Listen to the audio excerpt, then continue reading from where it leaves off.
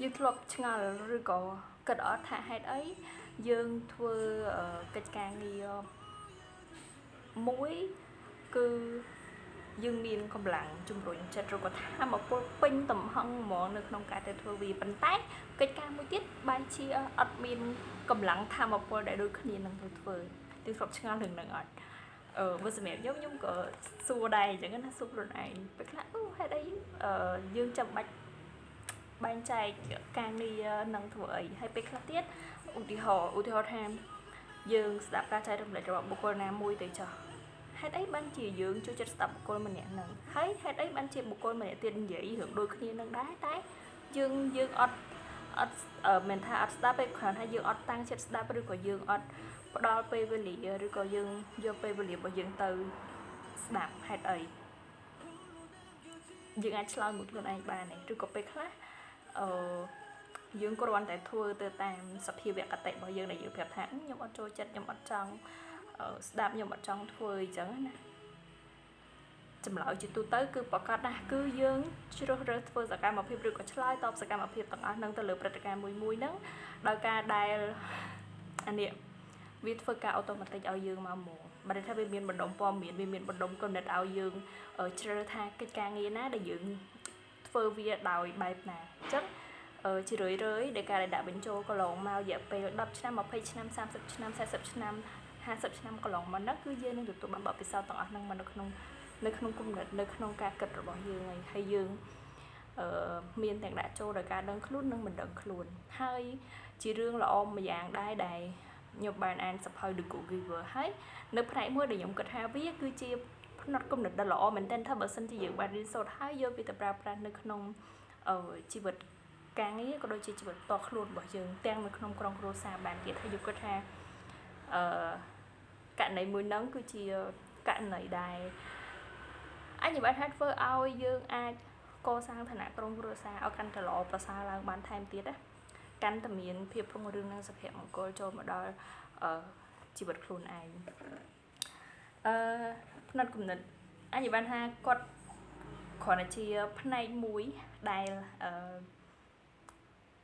ជាបទពិសោធន៍របស់គាត់ឆ្លងកាត់មកហើយធ្វើឲ្យគាត់នឹងបានធ្វើការងាររបស់គាត់នឹងដោយពេញទំហឹងមិនថាការងារនឹងទូចតាចកម្រិតណាគឺគាត់ធ្វើវាដូចជាចូលចិត្តការងារនឹងខ្លាំងណាស់បានន័យថាគាត់បានឲ្យផ្នត់គំនិតការយល់ឃើញទស្សនៈទៅលើកិច្ចការងារនឹងដោយការដែលគាត់ប្រាប់ខ្លួនឯងថាកិច្ចការងារនឹងទី1វាអាចបង្កើតចំណូលឲ្យខ្លួនឯងដែរទោះតិចក៏ដោយតិចប៉ុណ្ណាក៏ដោយទី2ទៀតគឺសាងគុណតម្លៃឲ្យខ្លួនឯងបើន័យថាការដែលធ្វើកិច្ចការងារទាំងអស់នឹងដោយសេចក្តីពេញចិត្តដោយការដែលយើងចូលចិត្តធ្វើគឺយើងបានផ្ដោតនៅក្នុងពេលបច្ចុប្បន្នហើយធ្វើឲ្យខ្លួនយើងនឹងមានសេចក្តីសោមនស្សជាមួយកិច្ចការងារទាំងអស់ហ្នឹងហើយយើងធ្វើវាដោយយកចិត្តទុកដាក់អញ្ចឹងយើងបានគេហៅថាធម៌ពលចេញអំពីការធ្វើកិច្ចការងារទាំងអស់ហ្នឹងត្រឡប់មកវិញហើយផ្នែកទី3នេះវាគឺជាគាត់ហៅថាមិនចេះបំរើប្រយោជន៍ឲ្យអ្នកដទៃមានន័យថាគាត់អាចធ្វើកិច្ចការងារហ្នឹងជូនទៅកាន់អ្នកដទៃហ្នឹងគឺគាត់ធ្វើដោយសេចក្តីពេញចិត្តឲ្យធ្វើយ៉ាងពេញទំហឹងឲ្យកិច្ចការងារនឹងល្អបំផុតមិនថាកិច្ចការងារនឹងតូចកម្រិតណាក៏ដោយគឺគាត់ធ្វើឲ្យដើម្បីគេបំរើផលប្រយោជន៍ឲ្យអ្នកដទៃហើយទន្ទឹមនឹងហ្នឹងវាក៏អាចមានជាចំណូលខ្លះមកឲ្យគាត់សម្រាប់ចិញ្ចឹមជីវិតបានដែរហើយមួយផ្នែកទៀតនោះគឺអ្វីដែលទទួលបានជាលទ្ធផលការងារឬក៏ជាចំណូលក្តីនេះ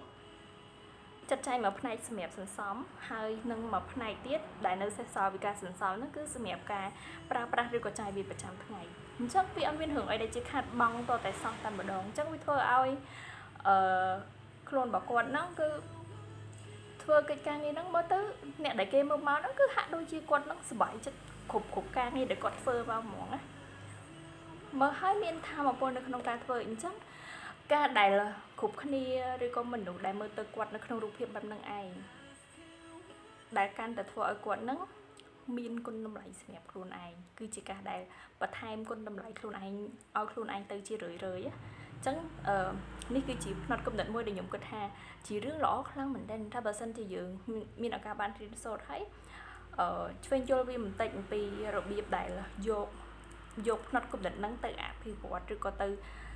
អនុវត្តជាក់ស្ដែងនៅក្នុងជីវិតប្រចាំថ្ងៃរបស់យើងណាអញ្ចឹងបើសិនជាចង់ដឹងថាអីអត្ថន័យស៊ីជម្រៅឬក៏ភាពលម្អិតបែបណាអាចធ្វើការអានសៀវភៅនេះបានអញ្ចឹងណាខ្ញុំគិតថាលើកទឹកចិត្តឲ្យបងប្អូនអរគ្នាហ្នឹងហើយលើកទឹកចិត្តឲ្យបងប្អូនអរគ្នាទៅអានសៀវភៅនឹងដោយខ្លួនឯងចោះការអធិប្បាយរបស់ខ្ញុំវាគ្រាន់តែជាជ្រុងមួយទូចដែលខ្ញុំទទួលបានហើយបូករួមជាមួយនឹងកម្រិតវប្បធម៌ដែលខ្ញុំមានឱកាសបានរៀនសូត្រកន្លងមកពីសាលាពីសៀវភៅពីការចែករំលែករបស់បុគ្គលជាច្រើនដែលក៏មានបទពិសោធន៍ជីវិតច្រើនឆ្នាំអីចឹងតាមអាជីពការងារមួយអីចឹងទៅអញ្ចឹងវាជាផ្នែកមួយរបស់ខ្ញុំដែលខ្ញុំមានឱកាសទទួលបានហើយបូករួមមួយនឹងការអាននេះបន្តទៀតចែកម្លែកទៅកាន់បងប្អូនអរគ្នាអញ្ចឹងបងប្អូនអរគ្នាបានអានសៀវភៅនឹងដោយខ្លួនឯងគឺបងប្អូនទាំងអស់គ្នាអាចថាមិនចេះអាចយកវាទៅសម្របប្រើ